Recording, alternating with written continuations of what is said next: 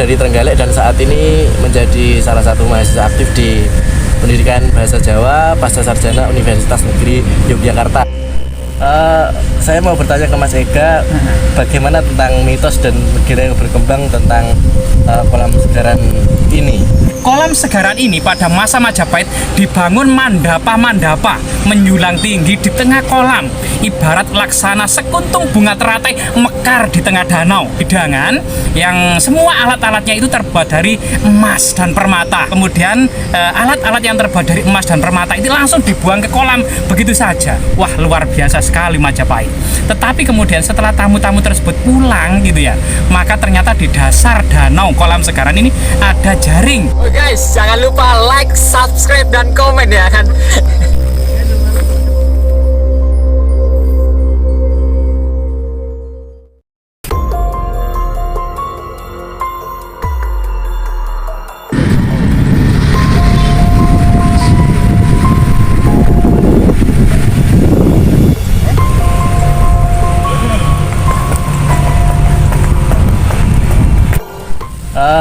Saya mau bertanya ke Mas Ega, bagaimana tentang mitos dan legenda yang berkembang tentang kolam segaran ini?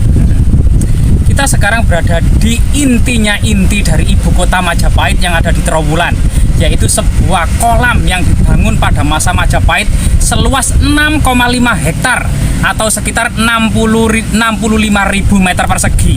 Jadi kolam ini ditemukan pertama kali tahun 1922, kemudian diekskavasi secara integral dan komprehensif pada tahun 1966 sampai 1974. Sekitar 10 tahun ekskavasi situs terbesar yang ada di dunia ini, yaitu kolam segaran, masyarakat menyebutnya. Kolam segaran ini yang kemudian sangat identik dengan tata letak ibu kota Majapahit, dan dari sinilah kemudian sketsa gambar-gambar kemudian tentang perkotaan, situs perkotaan kuno pada masa Majapahit ini kemudian direkonstruksi. Situs kolam segaran ini yang berkembang di masyarakat dalam mitos dan legendanya merupakan cerita pada masa Majapahit yang sangat familiar pada masyarakat setempat saat ini, yaitu di kolam segaran ini pada masa Majapahit dibangun mandapa-mandapa menjulang tinggi di tengah kolam, ibarat laksana sekuntum bunga teratai mekar di tengah danau. Jadi bunga lau ini kemudian untuk menyambut para tetamu dari luar negeri, kemudian dikasih suguhan atau hidangan yang semua alat-alatnya itu terbuat dari emas dan permata gitu ya. Kemudian ketika jamuan terus berlangsung sampai kemudian selesai makan, kemudian alat-alat yang terbuat dari emas dan permata itu langsung dibuang ke kolam begitu saja. Ketika ditanya, "Loh, apakah itu dibuang?" Iya, itu dibuang karena memang kita hanya satu kali pakai peralatan saja. Karena Majapahit itu sangat kaya raya dan memiliki koleksi peralatan makan itu sangat banyak dan tidak pernah kemudian kehabisan. Wah, luar biasa sekali Majapahit. Tetapi kemudian setelah tamu-tamu tersebut pulang gitu ya, maka ternyata di dasar danau kolam segaran ini ada jaring yang kemudian untuk mengangkat kembali peralatan emas dan permata itu, sehingga kemudian peralatan emas dan permata itu bisa digunakan untuk menjamu tamu berikutnya.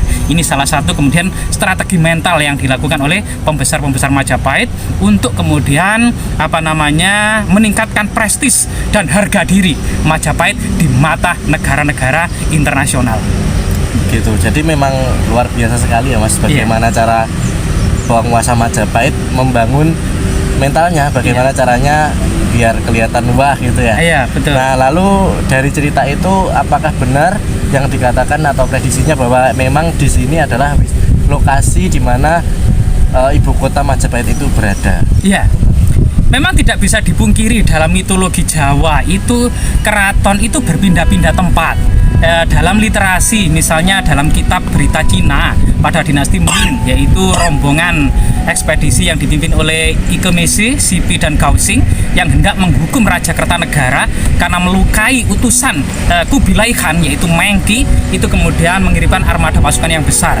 Dalam cerita itu bahwasanya kemudian armada yang besar itu kemudian berlabuh di Sedayu, kemudian Gresik, kemudian Surabaya. dari Surabaya melanjutkan kemudian kapal-kapal kecil sampai di Canggu.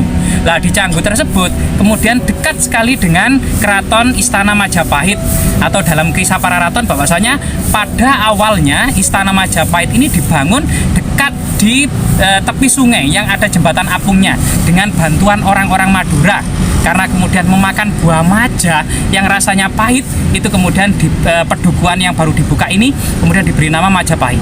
Tetapi kemudian dalam perkembangannya, karena pada masa-masa awal itu banyak kemudian pemberontakan, termasuk kemudian Rakuti menguasai istana, sehingga tuah atau kemagisan dari Istana Majapahit itu hilang karena pernah dikuasai oleh musuh. Nah, biasanya dalam mitologi Jawa seperti itu, maka istana itu tidak boleh ditempati lagi, melainkan dipindahkan. Kemudian pada masa kejayaan, baik itu dalam sumber negara Kertagama maupun berita Mahuan, Ying Ye Senlang, kemudian termasuk Kidung Pasundan, itu tata letak ibu kota masa Majapahit pada puncak kejayaannya itu adalah secara lokalisasi berada di Trowulan ini. Ya, dimana kemudian dalam catatan Mahuan, Ying Ye Senlang itu dari Pelabuhan Canggu menuju berjalan ke arah barat daya sejauh perjalanan setengah hari. Jadi kalau Canggu kemudian dekat dengan Tarik Sidoarjo, kemudian menuju ke Trowulan ini sangat wajar jika itu menempuh perjalanan sejauh setengah hari. Begitu juga kemudian dalam Kidung Sundayana, itu juga kemudian dari Canggu kemudian menuju ke barat daya, melewati pasar-pasar mulai dari Palawijan, Pablantikan, Ampel Ganding, hendak menuju Bubat dan Kepatihan, kemudian melewati Masjid Agung. Nah, di situ kemudian sampai kemudian lapangan Bubat itu juga ditempuh sekitar setengah hari. Begitu juga kemudian dalam berita negara Kertagama, ketika rombongan bangsawan Majapahit hendak ke Lumajang. Setelah pulangnya kemudian dari Japan kemudian menyerong ke barat daya menuju ibu kota Majapahit di Trowulan. Disitulah kemudian masa kejayaannya itu kemudian Trowulan ini dianggap sebagai ibu kota Majapahit. Trowulan sendiri berasal dari kata Caitra Wulan yang artinya bulan purnama, yaitu bulan purnama yang terang benderang yang menyinari kegelapan di malam hari. Itulah kemudian filosofi dari ibu kota Trowulan. Ya, baik. Sangat filosofis sekali. Oh, gitu ya. Luar biasa. Jadi begini Mas, dengan adanya kolam Segaran yang merupakan salah satu identifikasi dari tata letak ibu kota Majapahit sendiri, apakah ada situs lain yang membantu menyengkuyung atau membantu sebuah identifikasi tersebut bahwasannya Trowulan sekarang adalah bekas ibu kota Raja Majapahit tersebut? Memang di lokasi yang kemudian menurut para peneliti baik itu Miklin Pon maupun kemudian Rangkuti itu kemudian melokalisasi Trowulan ini dan membatasi luas-luasnya dibatasi oleh yoni raksasa. Antara lain itu di ujung timur laut itu ada Yoni Klinterjo, itu merupakan juga diidentifikasi sebagai pendarmaan Ratu Tribhuwana Wijayatunggadewi. Kemudian di ujung tenggara ada Yoni raksasa namanya Yoni Lebak Jabung. Kemudian di ujung barat daya itu ada Yoni raksasa Sedah Japanan Jombang. Sedangkan di arah barat laut di sana kita tidak menemukan Yoni, melainkan sebuah patok-patok yang diduga merupakan tempat angkatan laut Majapahit itu bersandar di sana. Inilah kemudian batas-batas terluar dari ibu kota Majapahit yang kemudian diidentifikasi seluas 9 kali 11 km persegi atau 99 km persegi. Angka keramat dan sangat magis. Termasuk kemudian kolam Segaran ini 6,5 hektar ini itu kemudian pada masa Majapahit itu menggunakan ukuran tampah. Satu tampah seluas 6,75 meter persegi.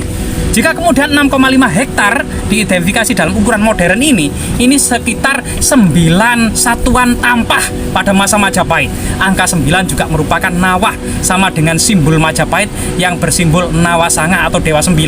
Ini merupakan sebuah kota magis pada masa kuno.